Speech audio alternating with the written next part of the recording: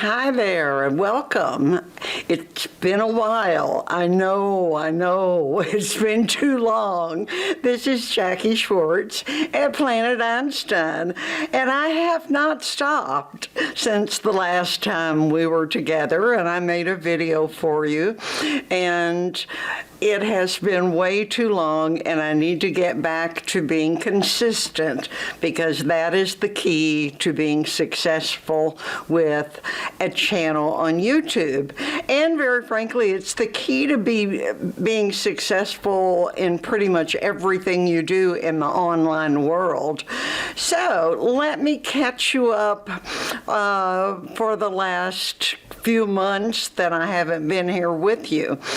I have added one more area to thrift my goods for selling on eBay, and that is that Louisville has had an opening of what's called a second chance outlet. It's a Goodwill second chance outlet. It's a little bit different, and I'll do another video explaining a little bit more. I'm not sure how I feel yet about their special program for resellers. They're charging a fee to belong to a membership, and that fee's pretty hefty. So right now I'm still using the same resources I was before, the thrift shops, the Goodwills. I have not been doing yard sales. I know a lot of people really have success. I feel kind of like that's a lot of time spent. First, you have to find all the yard sales available.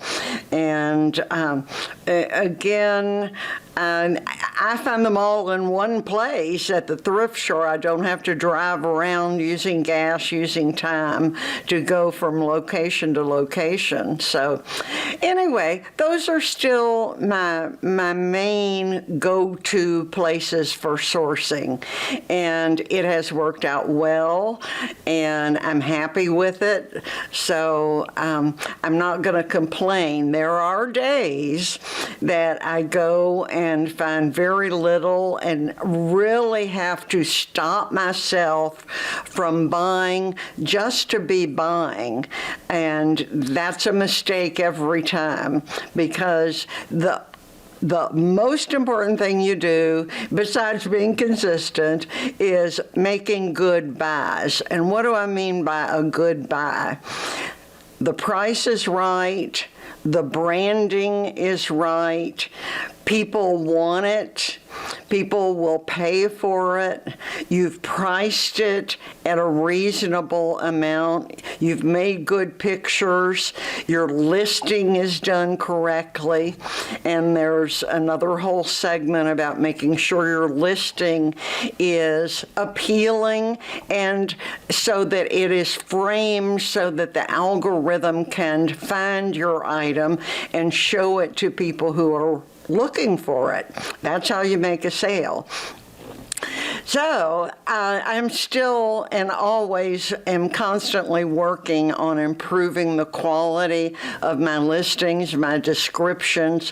One other little tip that I hadn't been doing consistently, but am finding out that it's really important to add this in your item description, and that is if it's a clothing item or, very frankly, even a mug, what are the dimensions of it? It's really hard to tell in a picture how big something is. It may only be this tall, but it can look huge in the picture. So putting the actual measurements in the item description, and on clothing that's even more important, so that you don't have people returning items because they didn't fit. At least if you have measurements, there's less chance that somebody's going to return it. So let me show you some of the things I've been concentrating on, going to, and I'm going about once a week now, to the bins at the Second Chance outlet. These two things were both bought on the same day. I'm pulling this one over here because it is heavy. I guess it's not all that heavy, it's just bulky. Okay, I saw this in the bin, but I didn't really discover what a great find it was till I saw the tag. Can you see that? It is a Ralph Lauren, and it is kind of a rare item. It is their denim pattern, and these are few and far between. Apparently, they don't make this exact one anymore. Trying to get this back up here. There we go. Now I have another one I'll drag over in a second. But let me tell you about the Ralph Lauren. You know, I got excited when I saw that it was a denim comforter.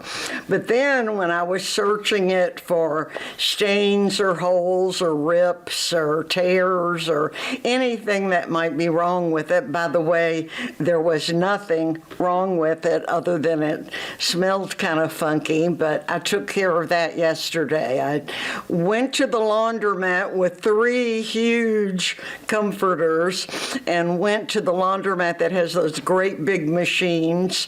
So, in addition to getting really excited about finding a denim quilt, when I saw the Ralph Lauren tag, I just freaked out. Yay, I almost wanted to shout. But that would not have been a good idea.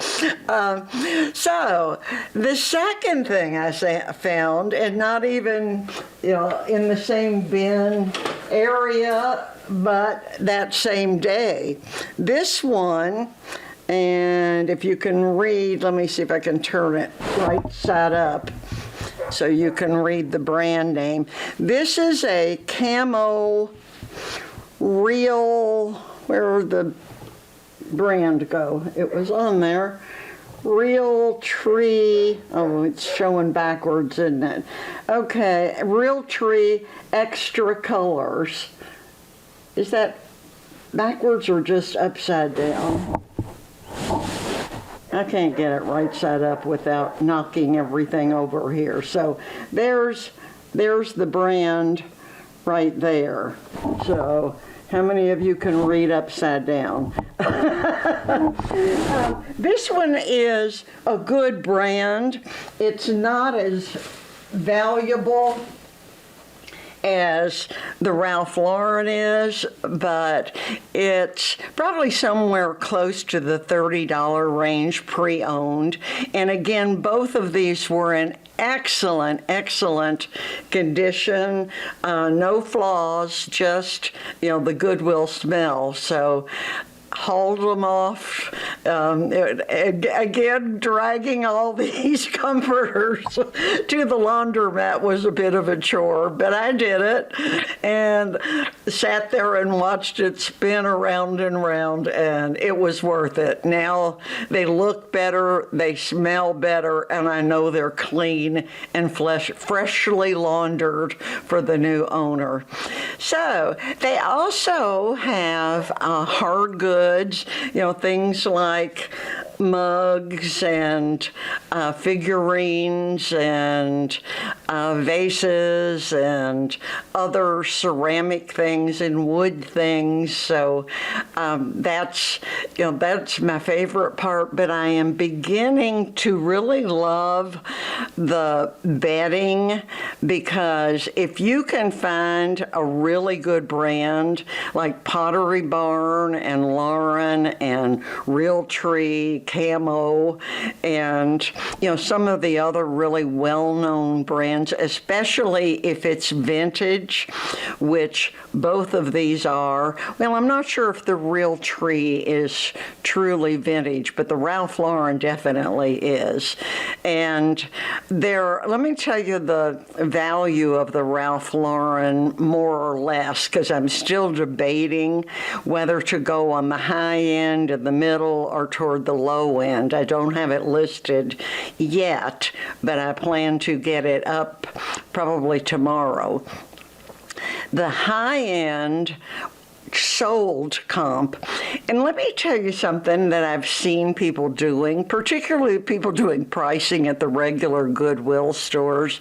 They're putting their pricing or naming their price based on listed items. You can put a price of anything you want on a listing. What it sells for is the true value of it. So I look at the sold comparables or comparables, however you pronounce that. That's the real value. What is somebody willing to pay for that item? So that's where you go to find out what something is worth. So the upper end was $225 and the lower end was around $120. So I'm probably going to go somewhere in the middle of that. So I won't be the most expensive, but I also won't be the very cheapest. So that's my plan. And actually, I have a plan to take you with me to these bins, and maybe I'll explain to you how the reseller program works while I'm actually there next week. So come along with me on that visit. So I promise to be more consistent with my videos. I'm going to try to get one up a week and keep you updated with changes.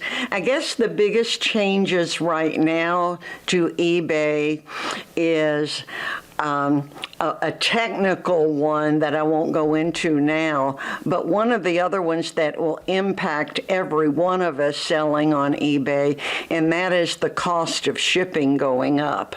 So keep your eye out for that. Media mail has gone up. As a matter of fact, all the shipping is going up, and you're going to have to compensate for that in your pricing. So definitely take that into consideration. We have been doing some books that we send out free shipping with media mail, and media mail has gone up over $1. So that makes a big difference in your bottom line if your margin is like $1 or $2 or $3.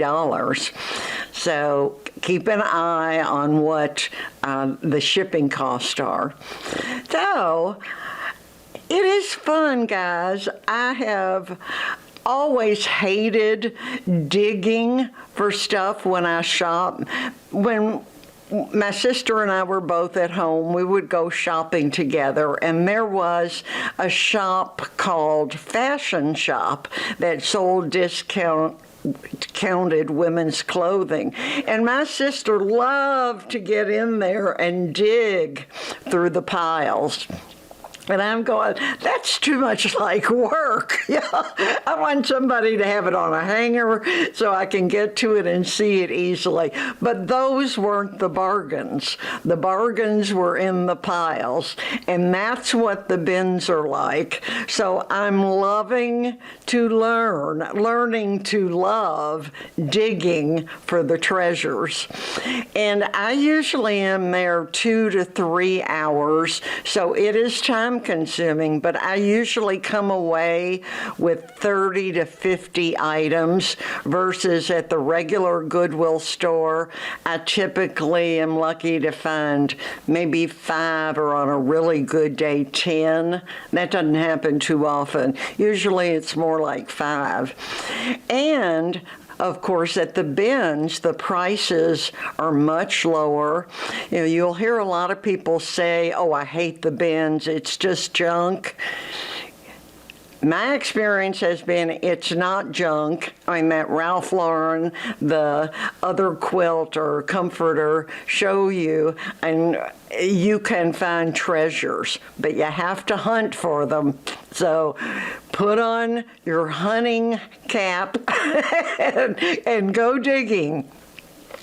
Thanks for being here. Watch for my next video next week. So I'm going to be consistent. Thanks for being here, everybody. Good to see you again. Bye for now.